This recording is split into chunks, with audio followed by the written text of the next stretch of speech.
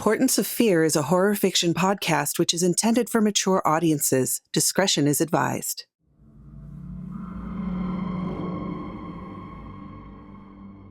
Welcome, Fearlings, to another weird and horrifying tale made just for you. I am your host, Michulhu, and I'll be your guide to the macabre and mysterious. The desire of a teenager to strike out on their own is great, especially under the hunter's moon. But before we get started, take a moment to like, subscribe, and ring that notification bell so you don't miss a single terrifying story. 3 days until the hunter's moon. The trees had turned many shades of orange and red, which created a beautiful firelight canopy in the woods near the small town of Rollik, Maine. The town was celebrating its 200th anniversary with a festival during a long weekend to end tourist season. The population had swelled to 4 times Rollik's actual population of 200 people. All the inns were booked, and tourists took part in wine and apple cider tastings as well as nature walks in the forest. The town had an old-fashioned 1970s vibe to it. The only internet was in the hotels, and it was spotty at best. There were old rotary phones, and even the cars the locals drove all seemed to be from the 70s and early 80s. The town was stuck in time, and that's how the locals liked it. There was even a ban on cell phones for their young ones. To an outsider, this seemed to be some sort of religious decision. Many chalked it up to the locals being part of a Christian denomination that shunned such things. They didn't mind, as many of them were older, and it took them back to a time and place they missed. The kids they drug with them to Rollik did not feel the same, though. It was a history museum tour that lasted days. Talia worked at her dad's movie theater. It only played old 35mm prints of films from his vast collection. He had bought the theater when old Uric died. It was empty most of the year, and Talia's father only charged $2 a ticket, so no real profit was made. He would always say, "I paid $2 to see a movie when I was younger. Why should we raise prices beyond that?" Inflation, Talia thought. She was bored and wanted out of this small town. It felt like it was slowly draining her life away. She sat in the tiny ticket booth, warmed by a space heater, reading Stephen King's Salem's Lot. The paper cover had long fallen off, and the pages had turned a deep yellow. But it was her favorite book to read at work to pass the time. Talia was tall at 5'11". She was always told she had her mother's eyes, a deep blue. She had never met her mother, and there were only a few pictures, so Talia would spend many hours staring at her face, trying to see her mother. Her skin was light brown, and her hair was a mass of dark curls. These features she got from her dad, who would say that she was a perfect mix of the two of them. She knew her dad missed her mom, but he didn't like talking about her much. Talia always figured it was too painful. "Hello, I'd like 1 ticket, please," a voice came through the circular metal grate in the glass. Talia looked up, and her heart jumped into her throat. The boy in front of her was very attractive, with a wide smile, dark brown skin, a shaved head, and large, beautiful brown eyes. She played it cool. "That will be $2, she said, looking back at her book as if he wasn't the hottest guy she had ever seen. "Here you go." He slid the money under the opening at the bottom of the glass. "Have you seen this movie?" "The Godfather?" "Yes, like 1,000 times. It's one of my dad's favorites," she said, still looking at her book. "You want to watch it with me?" "I'm sorry, I'm working." Yes, she did want to watch it with him, but there was the rule: no interacting with outsiders beyond your basic job.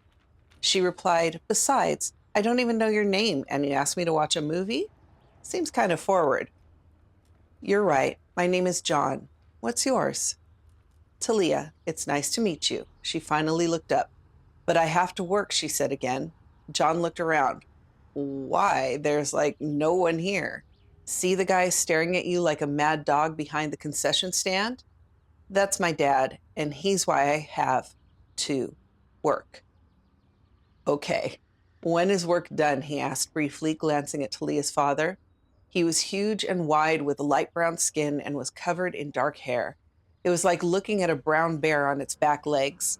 He acted as if he was unimpressed. "Around 6 when your movie is done." "Perfect. Then we can go to get some food." "Can't," she simply pointed back at her dad. "Okay, but if you change your mind, I'll be at the diner." He smiled, and she couldn't help smiling back. He made his way past the booth and to the concession stand. "Hi, can I get a small popcorn and a small soda? Also, I'd like to take your daughter out." Talia's father looked at him for a moment and then got his order together. That's $4. And can I take out Talia? He asked again, looking up into the face of a real mountain of a man. No, enjoy your movie, he replied flatly. After John left the concession stand, Talia's dad lumbered over to the ticket booth and opened the back door to talk to his daughter. Before you ask, no. Dad, why not? I'm 17. I should be able to go out with a boy if I want. Not that boy. His eyes are hungry. Gross. And you're one to talk? You look like you want to eat everyone. Not like that kid does. Double gross. You know the rules. We don't fraternize with tourists. It's like playing with your food. You have no idea if John will be picked for the hunt. Besides, Mom was an outsider. The town didn't eat her, she whined. He ignored her logical assertion. John, you already know his name? The answer is still no. He's an outsider, and we don't get attached to outsiders. And for the record, your mother converted, and she was the last one who was accepted into the community. Fine. She turned from him and pretended to read her book. John walked out of The Godfather. He had enjoyed it, but wasn't sure why it was considered a classic. As he left, he walked to the ticket booth. Talia's father was nowhere to be seen. Where's your dad? Still up in the projector room. Meet me tonight at 11 in the back of the diner? Okay, Talia smiled widely. See you later, John said, and then walked off right before Talia's dad came out. Later that night, Talia was waiting behind the diner. It was still open to cater to the truckers that passed through at night. Many of them would say that one day they would retire in Rollik. She could never understand why. John came around the corner. Hey, Talia. Hey. And that was it for a full 2 minutes. They just stared at each other as if waiting for the other to make a move. John finally stepped in closer. You know, you're very pretty, he said in a low voice. I know. They both laughed. He took her hand and got close. You're also very humble. Yes, very humble. Talia moved in closer, and John leaned in for a kiss. It was as magical as Talia had hoped. The energy of young love lit them up. Want to go for a walk? He inquired. Yeah, but we should stay off the main street. Why? So we're not seen? Okay, you're freaking me out a bit. Will your dad be looking for us? No, he's out like a light. I crushed up some sleeping pills and put it in his food. You did what? But before he could say anything, Talia kissed him again. Don't worry, he's fine, she assured him. But John was worried. Had he made a mistake? Soon they were walking and talking about everything. The night sky was clear, allowing the moon and stars to illuminate the forest with an eerie glow. Cold wind bit at them, but neither seemed to mind. Before John knew it, they had walked off the road into the forest.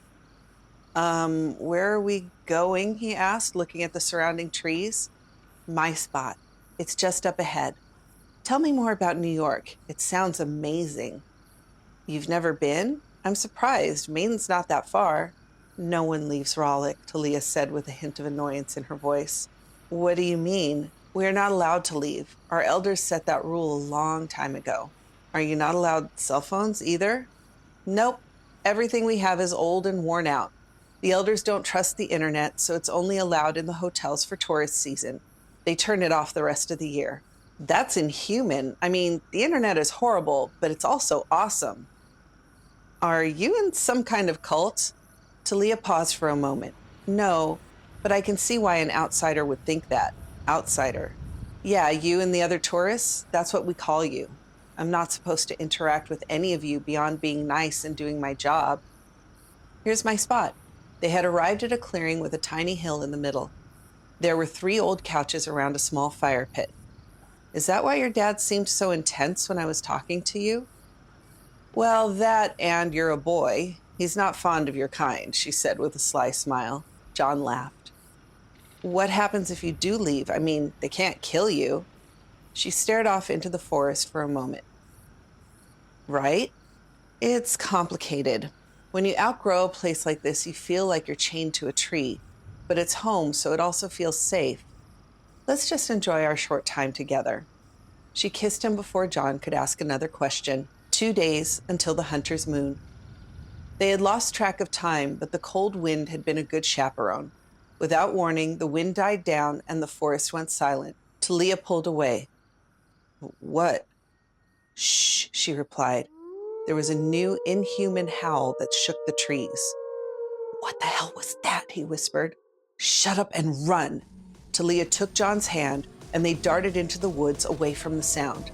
Talia could hear them pursuing. If they stopped, they'd kill John. She had to get back to the town. John looked behind for a moment and could see 3 large figures chasing them. His heart was pounding so fast he thought he might have a heart attack. He couldn't make out any more than their movements. Then the moon lit up one of their eyes. It was yellow and feral. John ran faster. Suddenly, he found himself tumbling down an embankment. He struck his head on a rock. Everything went black. Talia looked up. She was surrounded by 3 elders. One of them was her father. "I told you to stay away from this boy. Now he and his family will be the prey," he said in a stern voice. The others stared at her with disgust. "Daddy, please, don't do this. It's not his fault. He doesn't know anything. Please, Daddy, let him go." "No, we have rules for a reason. You have too much of your mother in you for your own good." What does that even mean? She broke our laws as well. She knew that once you marry into our community, it's for life. There is no leaving. "You let them kill Mom?" she screamed. He bent down, his huge werewolf frame blocking out the moonlight, and picked her up by the throat. Talia's feet dangled in the air. She gasped for breath as he stared into her tear-filled eyes. "You don't think I pleaded for her when she was caught? It was the worst day of my life, but I had to protect our people, just like I'm protecting you right now. If you break our rules ever again, I will put you down myself." He threw her to the ground hard, knocking the wind out of her lungs. She gasped and coughed violently, tears streaming down her face. The elders picked up John and carried him off. Talia's dad stayed, waiting for them to leave. Finally, he turned to speak. "I know it's hard to understand, but humans hate us. If they learn we're here, they will wipe us out in a day. That is why no one is above the rules, even you." "Mom was human. She loved you." "If she really loved me or you, she would not have put our people in danger." He turned away from her. "I expect you to be home shortly." Then he walked away, leaving her there to sob. The night of the hunter's moon.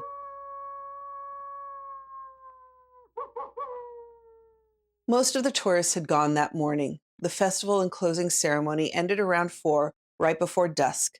Talia sat in her room looking out the window. Her father opened the door. "It's time." "I'm not going to watch you hunt and kill my boyfriend," she said, not looking at him. "Boyfriend? You barely know this kid." She just scowled at him. "Fine, but you are the reason this is happening. I warned you." She looked back out the window. "Go away. One day you'll understand." The door shut. Talia sat for a moment in her despair, thinking there was nothing that could be done. There must be a way to save him, but how, she thought. Then it came to her. She would use her father's execution kit. Her dad was the youngest of the elders at 476 years old. Becoming an elder meant taking the oath of the moon and gaining immortality. The newest elder must take the position of executioner until a new elder is created. It was her dad's job to kill any community member found guilty of high treason. She ran up to his room where the safe was. Her dad thought he had hidden it well. He hadn't. She put in the release date of The Godfather, his favorite movie, 3/24/72. The door popped open. Predictable, she thought.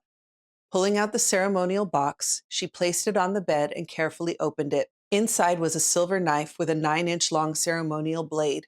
She lifted it out of the box and held it up in the light. Its sheath was encrusted with jewels, and it looked ancient. She rested it upon the bed as if the elders were watching her every move. Turning back to the box, she removed the first shelf to reveal her real goal, the 9mm pistol and silver bullets. She checked the gun. It wasn't loaded, but there were 4 magazines ready to go. She slammed the magazine in and racked the gun, putting a round in the chamber. Taking a deep breath, Talia pocketed the other magazines, grabbed the silver knife, and ran out into the night. John was terrified. He could hear his parents begging for his life just a few feet away. He didn't remember how he got there, but he could feel the wound on his head pulsating. All he did remember was running through the woods while 3 huge wolves chased him and Talia. He remembered falling. That was it. I hope Talia's okay, he thought. Right then, they removed his hood, and for the first time, he could take in the horrific scene around him. He and his parents had been tied to a wooden pole like witches about to be burned.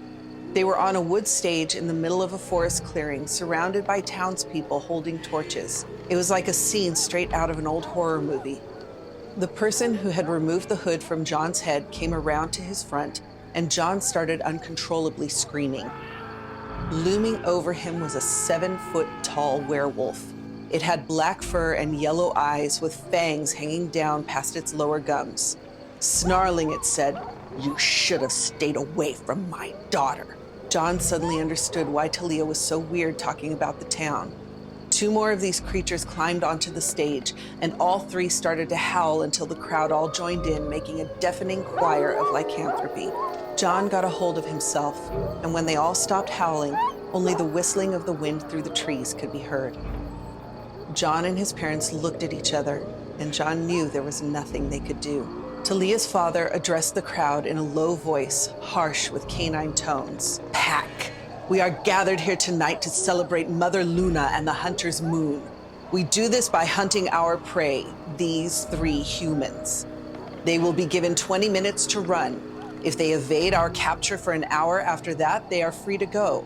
But if they are caught, their warm flesh will be our sacrifice." The crowd howled again. John's parents started to sob. They were older and not in the greatest shape. They knew they could not outrun such creatures. Their only hope was to hide. John's father looked to his wife. "You must run in the opposite direction and find a hiding spot. I'll try and get them to follow me." She shook her head in understanding, too afraid to argue.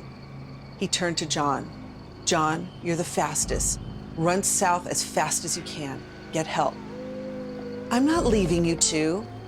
"Son, we will slow you down. You must make it." His tone was that of a father who wanted his son to survive, not of a man hoping to be saved himself. "Dad, no." "Do it, boy. Don't look back." Talia's dad continued as the crowd died back down. "Dear Mother Luna, bless this night as we hunt our prey in your name. We honor their sacrifice with quick deaths. Release the prey and let the countdown begin." All 3 humans on stage were cut free, and at that very moment, the first shot rang out, winging one of the elders in the chest. He howled with incredible pain as the silver bullet dropped him to the wood stage. Chaos erupted. The other werewolves realized that someone was firing silver bullets. In their panic, they started to run in all directions.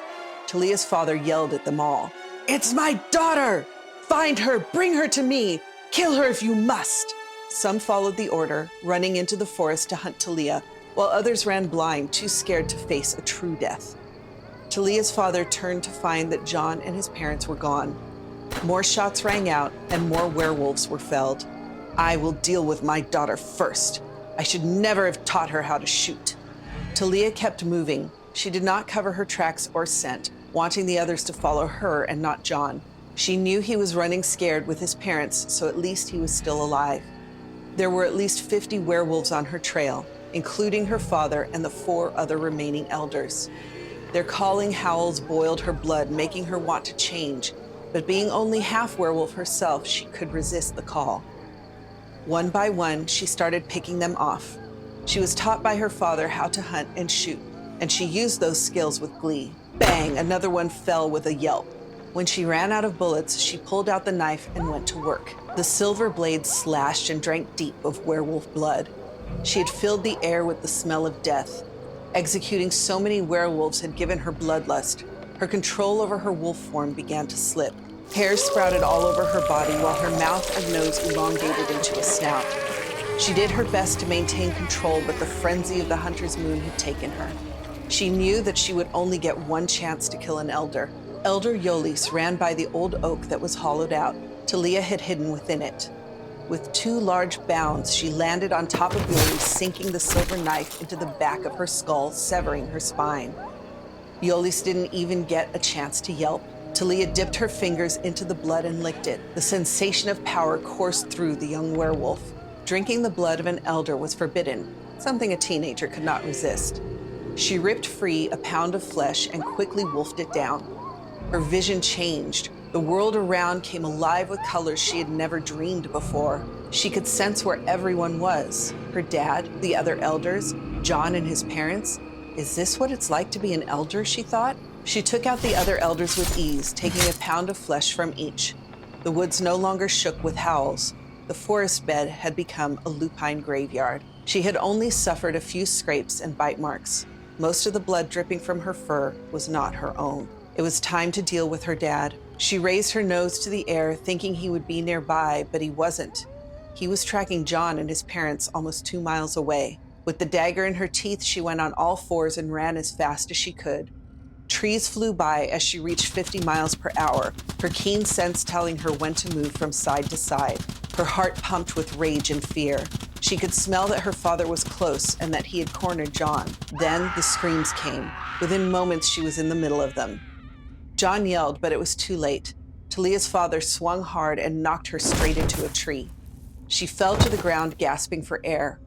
The 3 humans cowered behind her dad as he looked down at his daughter. The silver blade lay a few feet away. She started to get up, but he ran forward, kicking her in the chest and sending her back to the ground. Traitor! You have killed your own kind for the sake of these humans. You have forsaken your own blood for that of a boy you barely know, he snarled. Talia coughed up blood and pieces of elders. This isn't just for him. It's for my mom, and it's for my freedom. You are such a disappointment. You are your mother's daughter. He kicked her again in the gut. I can smell the elder blood on you, but stolen power will not win the night. He went to kick her again, but this time she moved quickly and grabbed his foot. She swiftly stood up, throwing him off balance and sending him to the ground. Talia used all her heightened strength to break her dad's leg. He howled in pain. He tried to grab her, but Talia was too fast and she broke both his arms. He would heal in mere seconds, so she grabbed the knife and put her knee on his chest so he couldn't move. You're right. I am my mother's daughter, she whispered, and then slit his throat. She watched as the light faded from his eyes. Plunging her claws into his chest, she pulled out and ate his heart. She did not know it at the time, but this act made her an elder. Talia quickly took John and his parents to a safe place, a small cave nearby, and started a fire. All 3 were in shock, shivering while staring at the flames. Talia left and came back with clothing, food, and water. The 4 slept the rest of the night. In the morning, Talia woke to the sound of John walking around the cave. Where are your parents? They're getting help. There's a gas station a few miles up the road. They can't tell anyone about the werewolves. They know, but you'll have to fill in the blanks when they get back with the car. What do you mean? She replied, confused. You wanted out of here, right? After all that, you and your parents want me to leave with you? You saved us. You're leaving with us if you want. She stood up and hugged him. She was going to be free. Thank you, John. Wow. Nothing more romantic than killing half a town for the one you love. Could you accept a werewolf partner? Be sure to tell us in the comments. If you like this Portents of Fear tale, consider joining our Patreon. There's a link in the description below. Want more horrific stories? Click on one of our other episodes on your screen now. Good night, Fearlings. Sleep well, if you can.